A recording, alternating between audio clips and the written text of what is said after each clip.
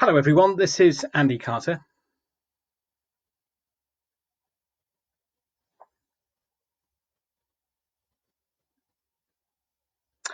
Hello everyone, this is Andy Carter. I'm the Member of Parliament for Warrington South.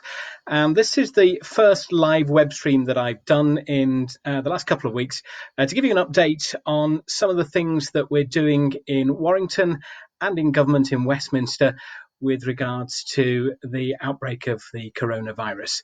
Now, over the last day or so, people have been sending in lots of questions, and in the next half hour or so, I'll do my best to answer some of those. But if you want to comment over the next half an hour, feel free to do so. First thing to do is drop me a note on the stream that is accompanying this broadcast.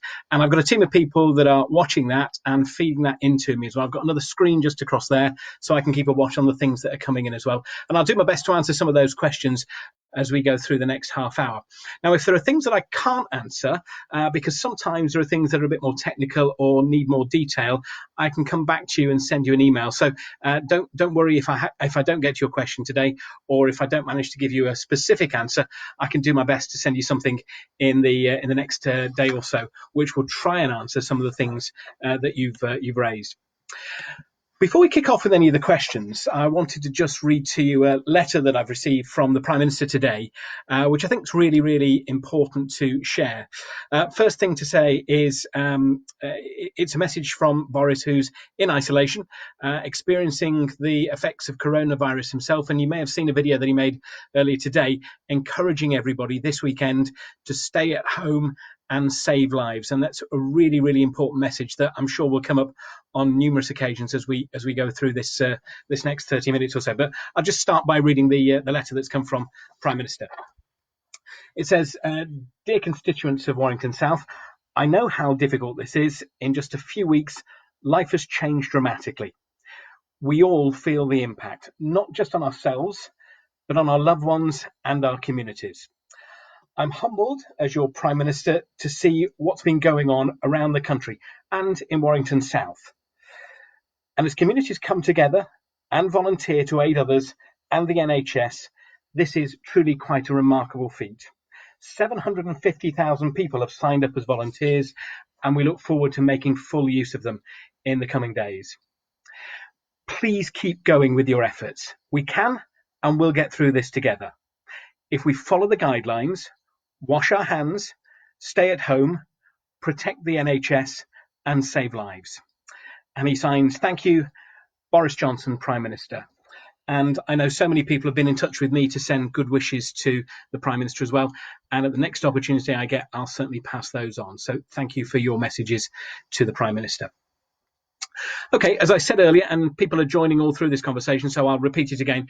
We've got lots of questions that have already been submitted, and I'm going to do my best to answer some of those questions. But let's go through one or two that are coming in as well over the next day, over the next hour or so, and we'll try and answer some of those as well.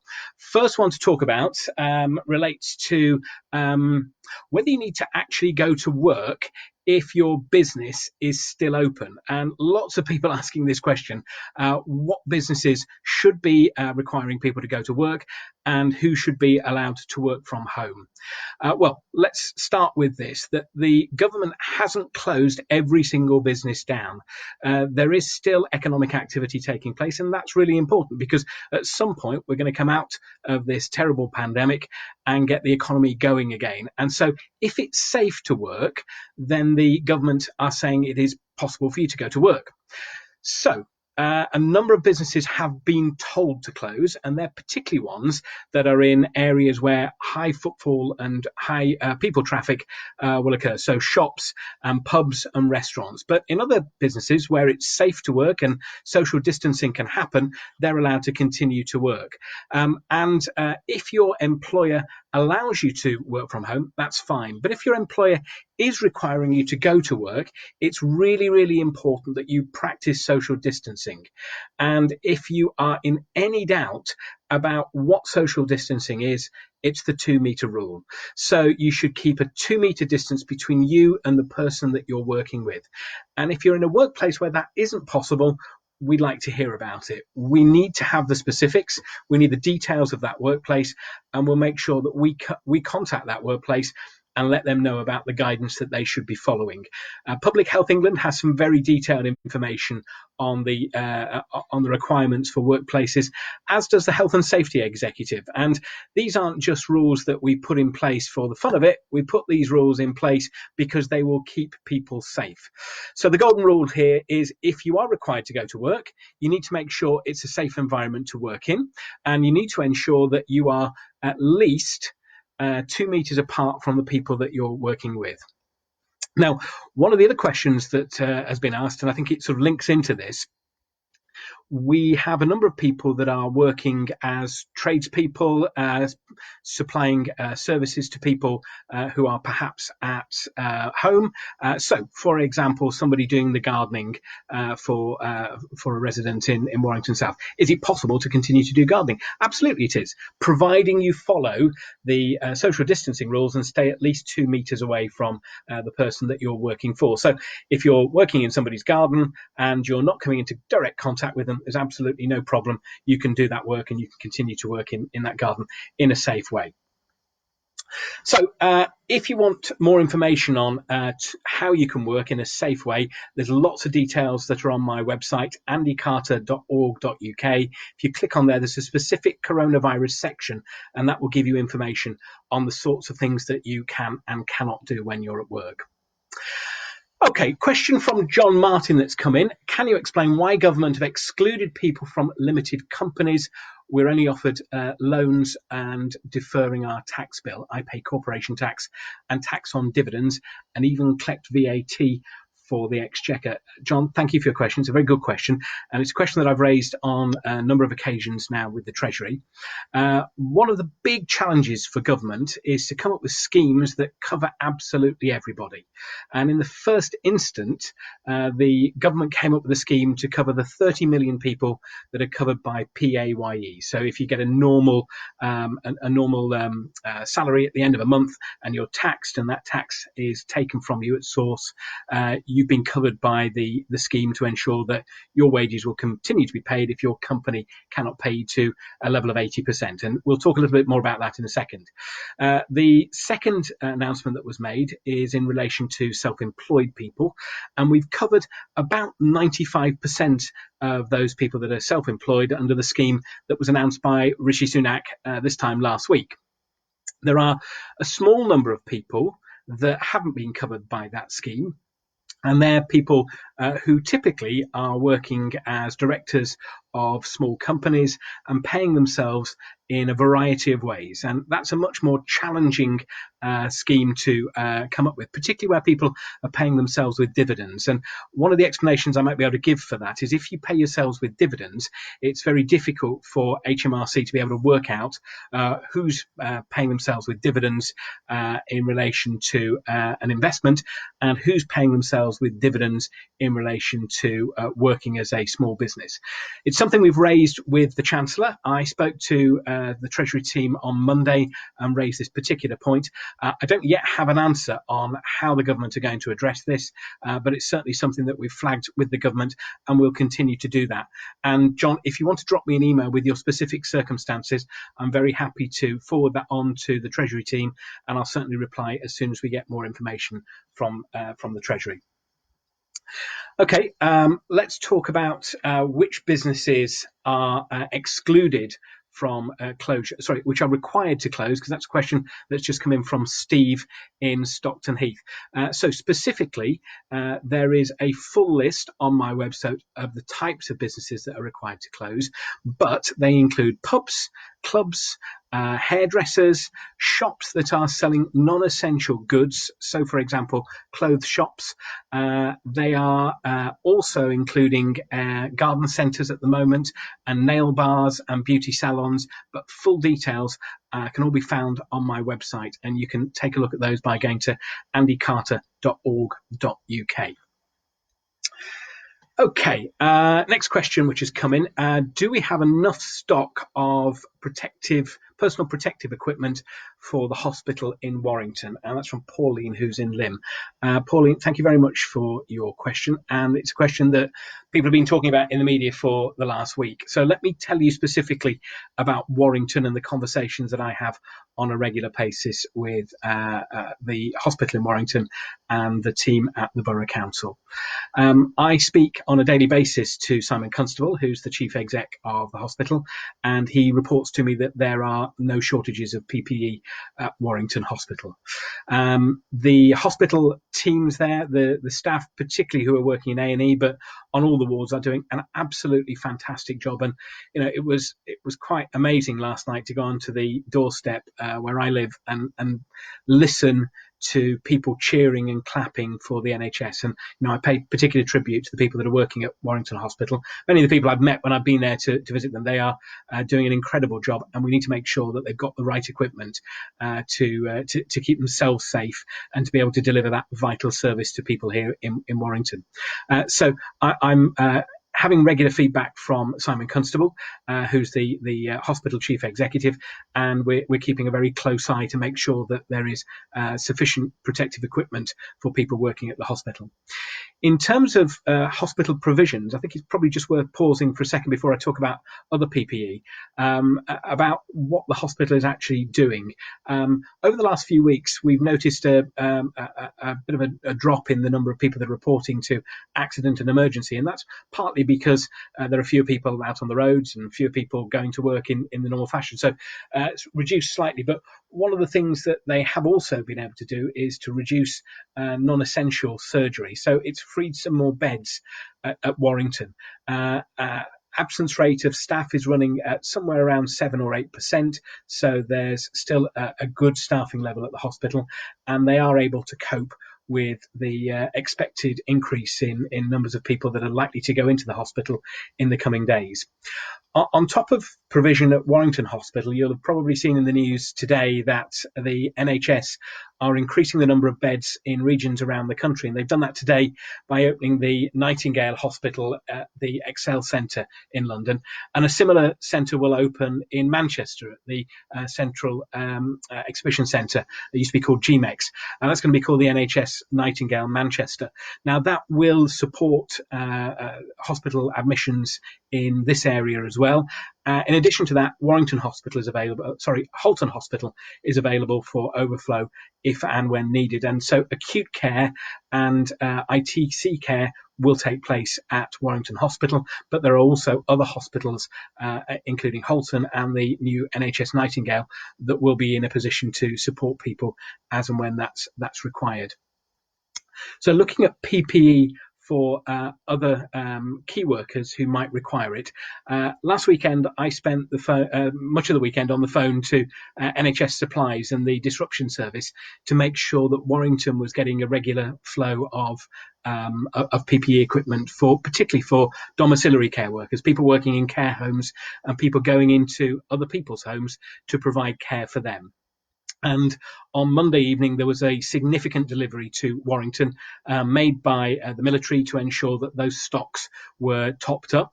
And that will continue as and when it's required. Now, alongside that, the Borough Council asked for donations of PPE equipment. That has come in from all corners of the borough, and we're incredibly grateful for that, particularly schools. Schools mostly closed down at the moment for the Easter holidays and not needing that equipment. So in science labs where glasses were not needed, they've been donated into the Borough Council, and they're available for use by domiciliary care workers and by anybody that's needing protective equipment. But if you have got protective equipment that you're not using, please don't feel you have to hold on to it. You can donate it to the Borough Council, and it will be there as an emergency supply for us if and when we need that going forward. But as I said, at the moment, we've got plenty of PPE at the Warrington Hospital, and supplies are still coming in for Warrington. So we're keeping a very close watch on that and making sure that there are shortages managed as and when we need to. Okay, let's look for another question. For people that are joining us as we go through this, we're about 15 minutes into it. This is the first live Q&A session that we've done on coronavirus. If you want to post a question, you can do so as we speak online, and all you need to do is type into the comment section. I've got a team of people that are watching those. They'll pick them up and feed them through to me, and we'll do our best to answer them as we go through. Alternatively, you can drop me an email. It's andy.carter.mp@parliament.uk, and I'll do my best to answer some of those today. And if we don't get to them, we can also send you an email back and make sure that we cover the answer to the question. So, question from Simon Brooks. It's about extending the job retention scheme. If the lockdown is extended or reapplied in the future, do you think the coronavirus job retention scheme will be extended or reactivated as necessary? Simon, thank you very much for the question.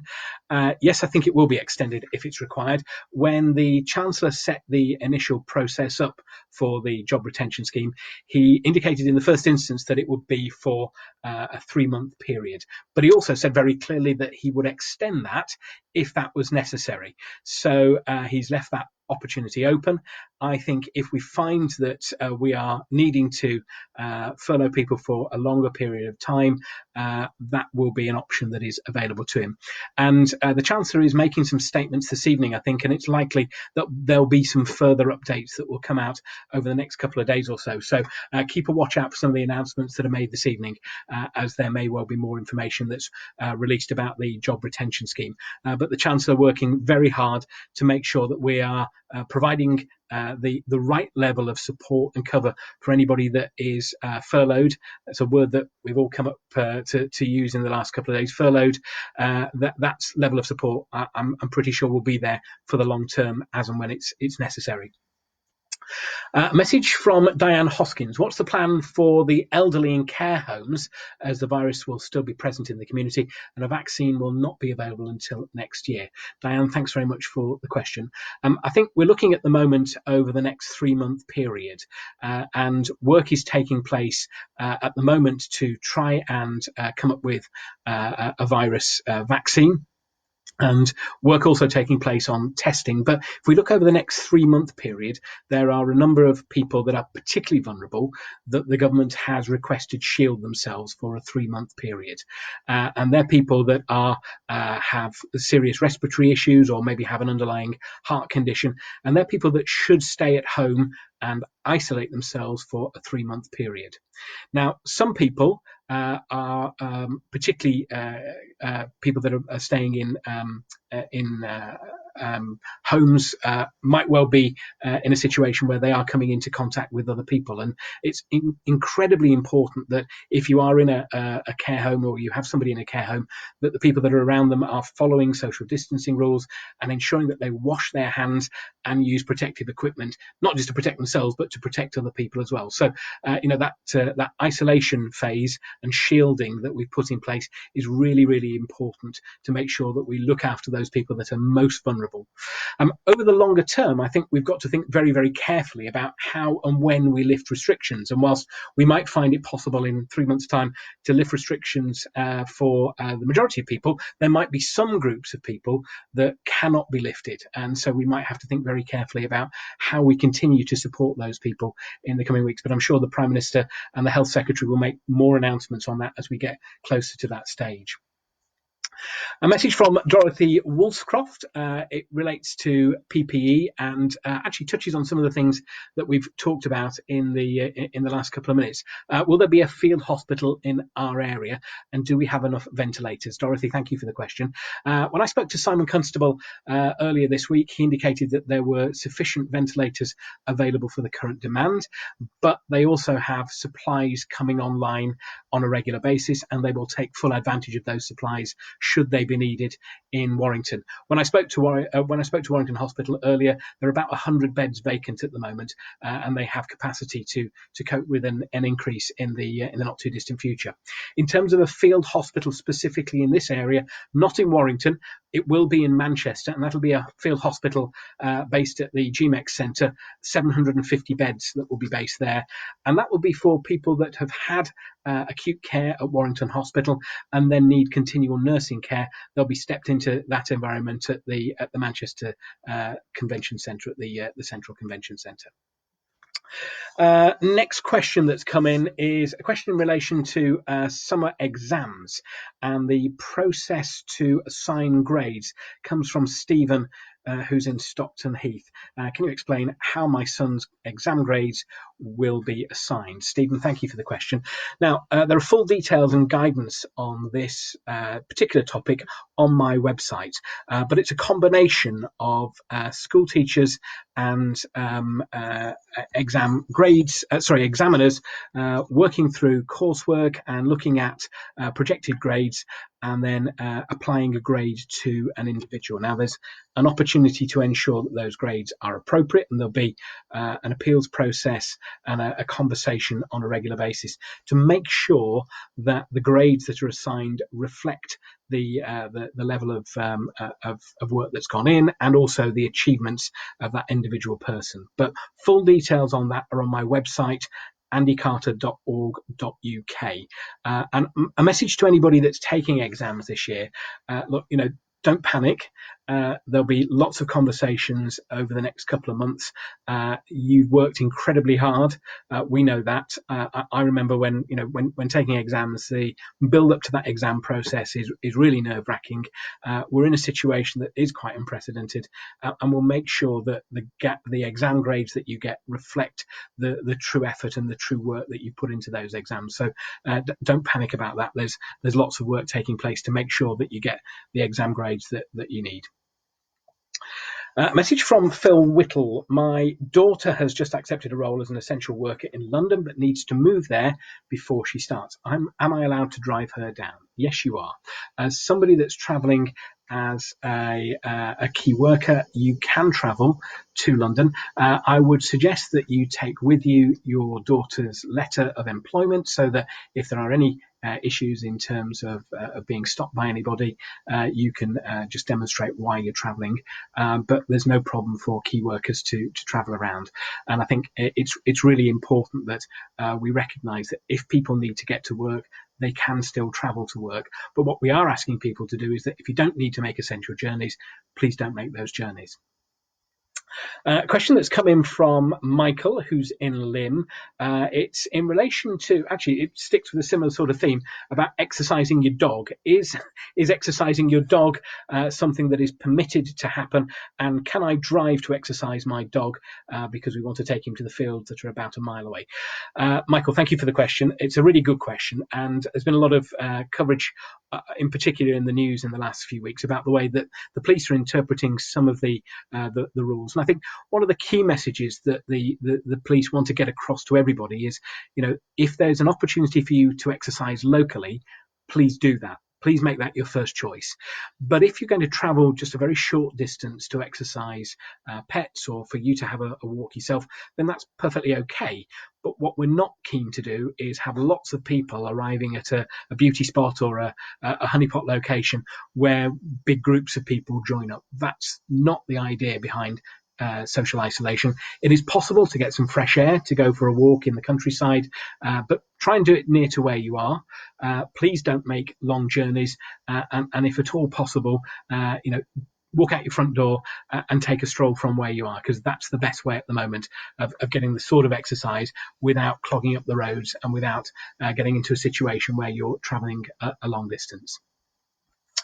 Okay, next question that's come in is in relation to furloughing, and this is a question from Vicky, who's in Appleton.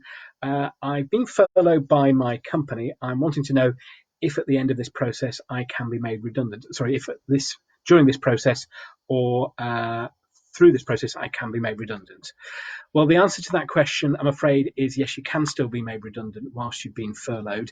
If a company were to go into administration, the administrator could continue to operate the furlough scheme, but also you could be made redundant. So this furlough scheme doesn't prevent redundancies, but it does give businesses an opportunity to take advantage of support from the Exchequer, and it will allow companies to pay up to 80% and then collect that money back from the government. But it doesn't, I'm afraid, prevent any redundancies taking place. Okay, a question from Sharon Harris. Glad to hear that there's PPE for hospital staff.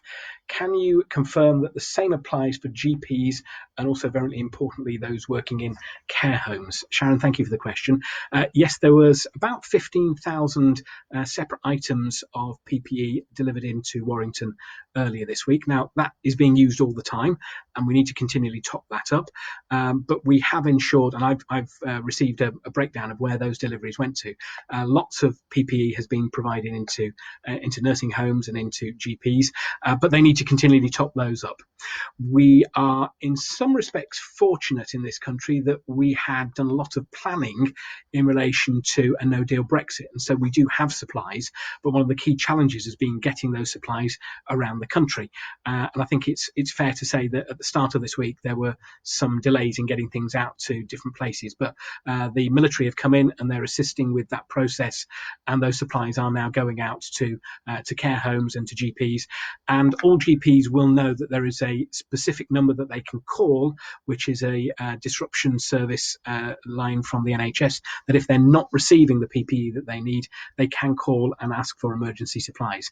And as have some done in the last few days, you can contact me if you're not getting any success with that in Warrington, and I will do my best to help you as well. I've got access into those lines, and I'll put calls in wherever I need to try and help people make sure we get the right sort of kit for key workers that need it. Okay, question in from Lisa Hutt on social distancing. Can we do more to enforce social distancing in shops? People are not following the rules. Well, listen, everybody, this is a really, really straightforward thing. Stay 2 meters away from people that are around you. You know, this is so important. Transmission of the virus is through molecules that come out of our mouths, and if you touch something and transfer it into your face, into your eyes, into your nose, that's another way of transmitting it as well. But it's really important that we try and maintain a 2 meter cordon around ourselves. So if you're in the supermarket and people are a little bit too close, make some judgments yourself and move away, and just remind them that social distancing is really important. I know when I've seen on some of the pictures that are on social media from the supermarkets, they are certainly limiting the number of people that are going into stores, so there's more room to move about, and so that people don't have to get close to one another. And they're also putting marks on the floor outside supermarkets, so there's an indication of distance between you and the trolley in front of you when you're queuing. But it really is important to consider how vital that social distancing is. It's there to protect lives, and I think we've got to recognise that you need to make sure you keep 2 meters away from other people, as well as reminding them that they need to keep 2 meters away from you. Okay, question in from Vicky, who's in Chapelford. It says, how are we helping the homeless in Warrington able to social distance? Vicky, thank you very much for your call. One of the projects that I was working on at the start of the week with the Borough Council was to try and make sure that we had somewhere that anybody that was homeless in Warrington could go to, where they could ensure that they could socially distance and, if necessary, could isolate themselves. And I think it's probably fair to say that there are some people that are homeless that are not in the best of health. They may well be suffering from respiratory problems, and they're the sort of people that we really do need to look after at this point. I'm pleased to say that working with the council, we've managed to get a hotel in the centre of Warrington to reopen. The council have taken responsibility for running that hotel, and we are now accommodating anybody that was homeless in Warrington in that hotel. So they've got individual rooms, they've got showers, and council staff have gone in there to work with those homeless people to make sure that they're looked after. So I'm tremendously grateful for the hotel provider, for Travelodge, who've done a tremendous job in providing that hotel for us. They'd actually closed the hotel, and so they've reopened it. The Borough Council are now taking responsibility for running it, and we've got homeless people housed in there and are being looked after. And I'm incredibly grateful for the work that's gone on there with teams at the Borough Council and the hotel to make sure that happens. Message from Gaynor. The weather forecast looking a little bit better for this weekend. Can I emphasise that we should stay at home? Gaynor, you're absolutely right. I'm going to do my quick moment of weather forecasting. We might get temperatures above 15 degrees this weekend, and there's a temptation to head out and enjoy the sun. And I have to tell you that now is probably one of the most critical times in terms of the transmission of this disease. We're seeing a significant increase, sadly, in the number of people that are dying as a result of this virus, and the social distancing and lockdown that we've put in place are going to start to have an impact in the next few days. But if we break it, we will break all the good work that we've done for the last 2 weeks. So please do not go out this weekend and head out to the sunshine. Stay at home. Use your garden, of course. Make the most of the time to do the borders and maybe bounce on a trampoline if you are of that inclination. But please don't go heading off to have a stroll around the town centre or somewhere like that. It's so important that we stay at home. And I think really, really critical. We've done 2 weeks of staying at home with this lockdown. Let's not damage the good work that we've done by going out and breaking that lockdown that's in place at the moment. Okay, let's have a look at another question that's just come in. A question from Mark Broadstock. Those who have had coronavirus should be able to be tested so they can get back to work. My wife and I think we've had it, and we wanted to get out there as quickly as we can. Is there a test that's available? Mark, thank you very much for the question.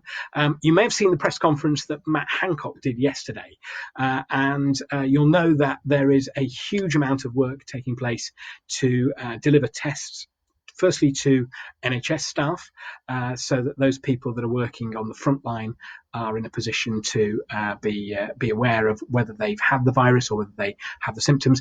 And secondly, to those people that are directly affected and ill in hospital, so we know that we're treating the virus and not something else. So they're the two priorities. For people that have had the virus, to try and do a test to work out if you have antibodies in your system. Well, the first thing is that test can't be done until 28 days after having the virus. And there is still work taking place to validate whether the test actually works or not. So that's something that the government are working on. We've invested more money than any other country in the world into testing these tests to make sure that they are giving the right results. But as of yet, we've not got one that is absolutely spot on. And this is a new virus that only came into existence 4 or 5 months ago. So work's still taking place there. But please rest assured, as soon as the tests are available, you will hear about it. People will be in a position to get out there and get a test as early as possible. Question that's coming from Dylan Smith. Are the armed forces wages going to be cut by 20% along with civilians? Armed forces wages are not going to be cut by 20%. In fact, nobody's wages are being cut by 20%. Where it's necessary to furlough somebody, the company can choose to pay the additional 20%. It's down to the company that decides to do that. The guarantee is there from the government to pay 80%. But the armed forces in particular, who have come in to play an incredibly important role in helping us to beat this virus, are incredibly welcome, and we're very, very grateful for the work that they're doing around the country. And if you have a reservist that has gone out to help, please recognise the work that reservist is doing. We genuinely are incredibly grateful to them and thank them very much for their information. Okay, more questions coming in. Just a reminder that if you have a detailed question that you'd like to share with me that perhaps you don't want to put onto the message stream or is perhaps a little bit more detailed than I can answer here, you can drop me an email, and it's andy.carter.mp@parliament.uk. Alternatively, go to my website, which is andycarter.org.uk, and you'll find lots of information already on there. You're welcome to go and browse through lots of pages on the coronavirus section. You may find that there are information threads on there that will answer some of the questions that you may already have. Okay, next question that's come in is from Jen Stanley. Where are the people suspected of COVID-19 being treated in Warrington? They're being treated at Warrington Hospital. As I said earlier, I'm in regular communication with the chief exec of the hospital. There are wards that have been dedicated for COVID-19, and they're doing a tremendous job. The health staff there, the nurses, the doctors, doing a tremendous job looking after patients in Warrington. Currently, there's about, I think at the last set of figures I saw, there are about 65 people that have been confirmed in Warrington, but they're figures that are being revised on a daily basis. Okay, next question that's come in is from, let's have a quick look here. It's from, okay, so another question in relation to businesses being required to close. I run a painting business. Do I have to stop painting? You haven't given me quite the details of whether you're a painter and decorator or doing real life drawings. Real life drawings, providing you stay 2 meters away, you could continue to do that. If you're a painter and decorator, and you are practicing social distancing, particularly if you're working on the outside of somebody's property, there'd be no problem with you continuing to do that work. I said this, I think, at the beginning of the live broadcast. All economic activity has not stopped. There is still an opportunity for people to continue to work, but you've got to practice social distancing. And if you're in an environment where you can't practice social distancing, you need to raise that very, very quickly with your employer. If your employer doesn't take action, raise it with me, and I'll contact the employer and advise them that they should be following PHE guidance. And ultimately, the health and safety executive can take action if they're not going to follow the correct processes. More questions coming in. This is from somebody called Harvey. Do you agree with Lord King that the big decision for the government is whether to put a choice of people out there who we should treat? No, I think the most important thing that we should do, Harvey, is treat everybody that comes forward as we would, as all doctors and nurses would do. They make clinical decisions on a daily basis, and they will look at the assessment of that patient and treat as and when needed. Message from Crystal Bell. Is there any way we can donate items such as toiletries to the travel lodge for those people? Absolutely. There is a drop-off point at Orford Hub where Warrington Borough Council will happily take any donations that you want to make to them. That might be foodstuffs and it might be toiletries. Please can you drop them into Orford Hub, and there is a drop-off point there, and the Borough Council will be very happy to receive those from you. Message from Daniel Murphy. Can I push for all universities for a commitment to no detriment policy for final year students? Daniel, I absolutely will push that. If you could drop me an email with more details specifically about your case, I'm very happy to pick that up for you in the coming weeks. Question that we've had in relation to shielding. I touched on this a little bit earlier. Are shielding people receiving goods from the government? Are they receiving a food parcel from the government?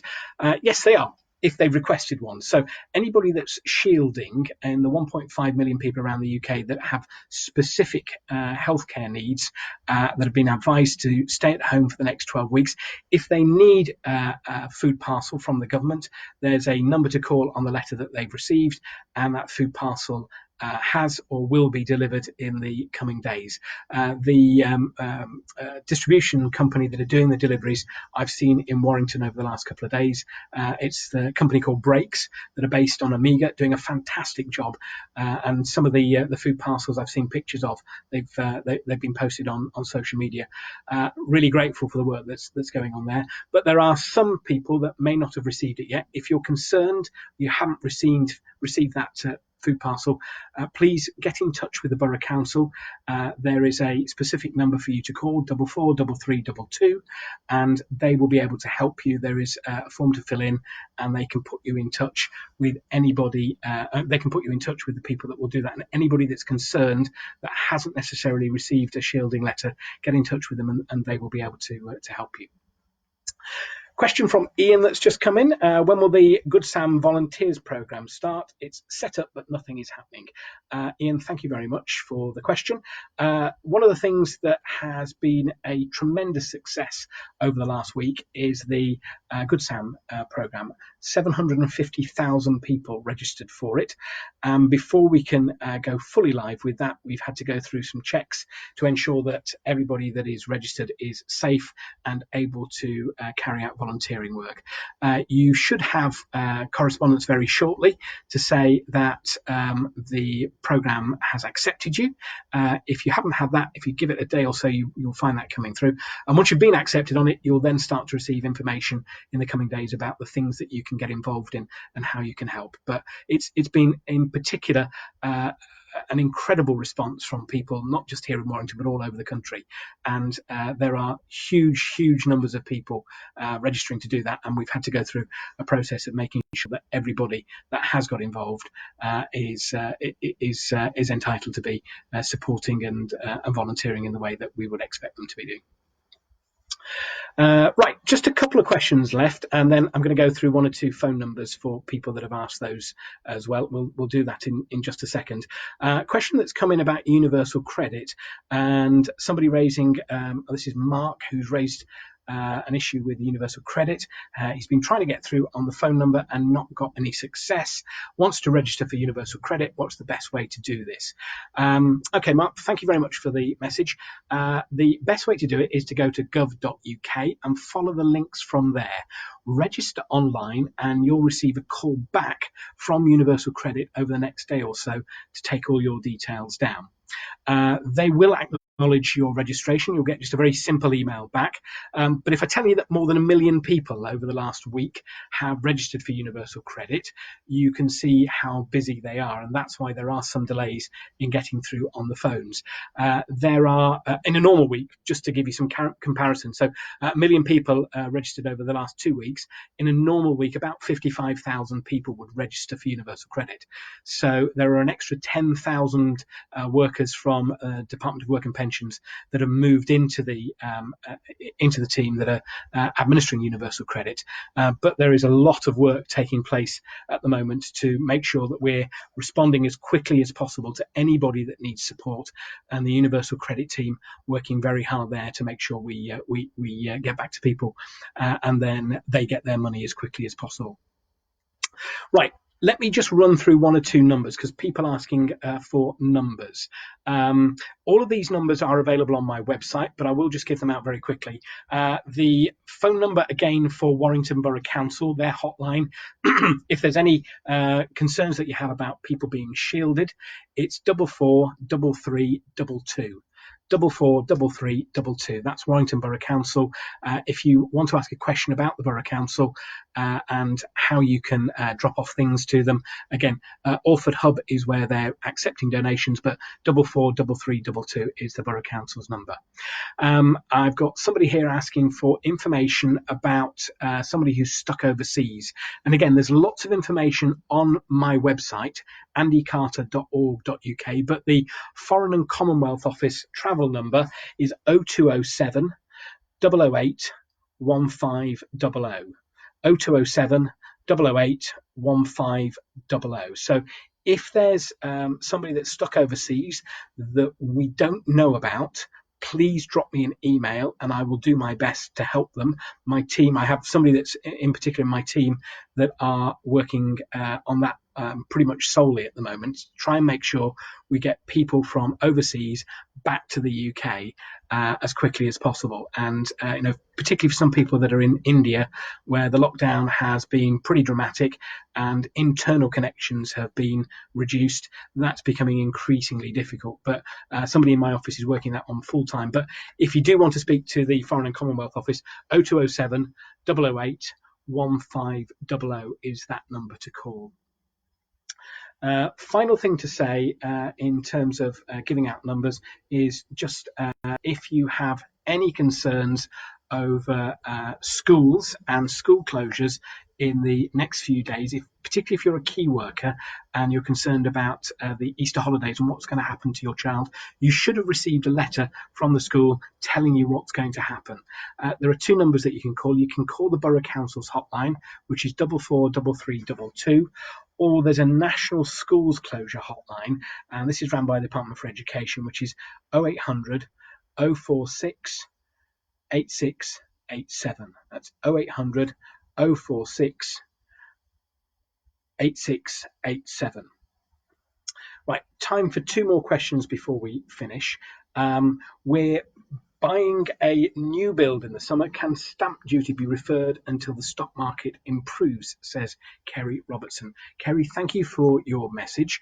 That's a question that we'll pose to ministers, and I take part in a conference call every morning with the Cabinet Office, and I will relay that message in. If you can drop me an email with your specific details to andy.carter.mp@parliament.uk, I will take that up for you on your behalf and try and get you an answer on what we can do there. And final question that's come in is a question on supporting our NHS workers. Is there anything else that we can do to support our NHS workers? Absolutely there is. It's stay at home. It's ensuring that you don't go out until you absolutely need to, and making sure that you are in a position to look after yourself and wash your hands on a regular basis. If you're going out this weekend to travel somewhere unnecessarily, you'll get yourself into a situation where you might be picking up that virus, and you might be the next person that needs the assistance of the NHS. So please don't go out, stay at home, protect the NHS, because that will save lives. Thank you very much for joining us. It's really appreciated. There have been some really good questions online. I think one of the things I want to just finally say is that here in Warrington, there are political parties and there are those that don't get involved with politics. All of us are working together at this time.